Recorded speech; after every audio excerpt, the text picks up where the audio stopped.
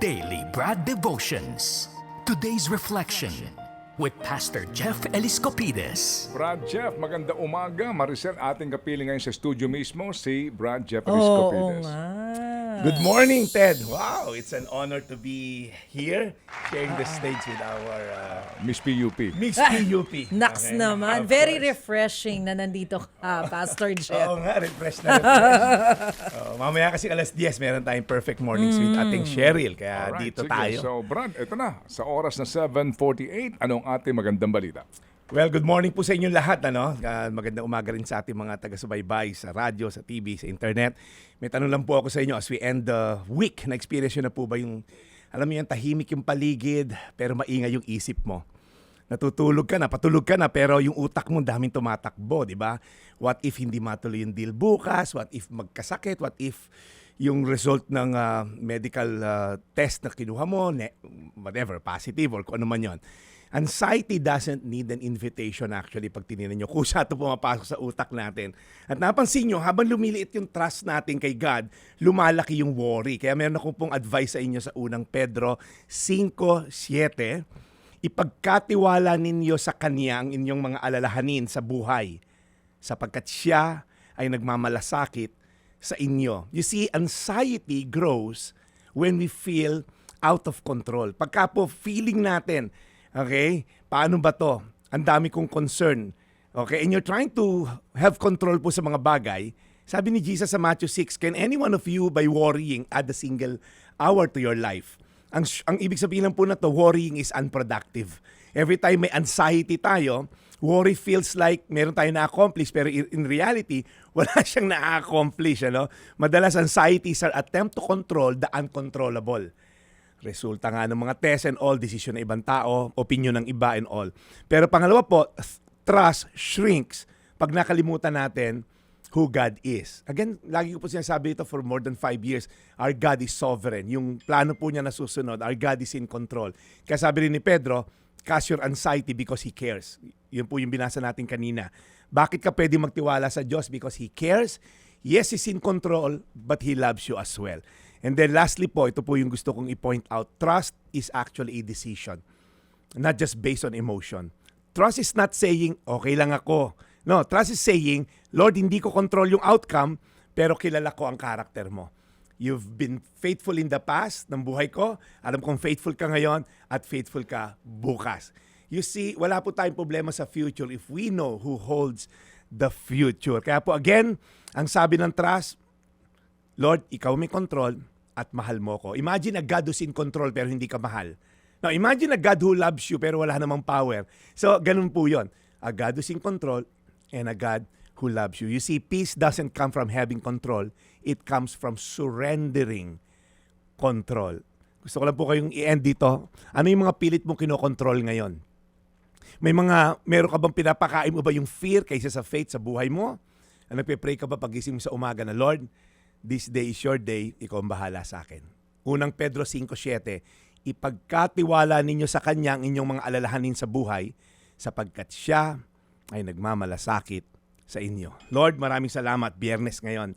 Ang dami na namin naging problema mula Lunes. Lord, ito namang weekend na to, would you just give us, Lord God, that peace that transcends all understanding. Hindi namin alam paano kami makakalabas sa problema na to, pero alam namin na mahal mo kami at alam namin na you are in full control. So Lord, today, sinasaalang-alang namin sa iyo the rest of the day and the rest of the weekend. Ikaw pong bahala sa amin sa pangalan ni Jesus. Amen. Amen. And we pray, Lord, once again, alagaan niyo po lagi si Brad and we say thank you, Panginoon, dito po sa nangyayaring ito sa aming programa araw-araw through Brad Jeff para po sa ating The Daily Bread. Alagaan niyo po ang lahat ng mga nakikinig sa amin na ito po ang inaabangan araw-araw. Patnubayan niyo po si Brad sa kanyang mission and purpose ngayong pong weekend na ito at sa mga araw pang darating. In Jesus' name we pray. Amen. Thank you, Brad. Salamat ng marami. Ayan. So, merong si Brad Jeff, ibibigay na sa atin na copy finally ng kanyang aklat. Ano ba yan, Ang Pastor Jeff? title nito ay Jesus Said by Jeffrey Eliscopides. Thank you finally ha. Oo, saan ang nito available ito, Brad Jeff? Sa mga gusto lang po na magkaroon ng devotion araw-araw, Yes. pagising mo bago ka umalis ng bahay, usually yan ang ating ginagawa din.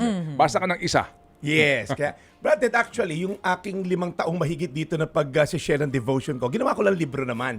So, 30 Nice. days lang po para kasi baka mabilaukan pag 365 days isang taon mo. So, 30 days lang po yan, yung mga sinabi ni Jesus. Ako ang ilaw, ako ang tinapay ng buhay. Yung mga ganun, Brad, Ted. Ang maganda niyan, interactive po yan. Tulad po ng edad ni Masen na mga Gen Z, meron siyang Gen Z. QR code.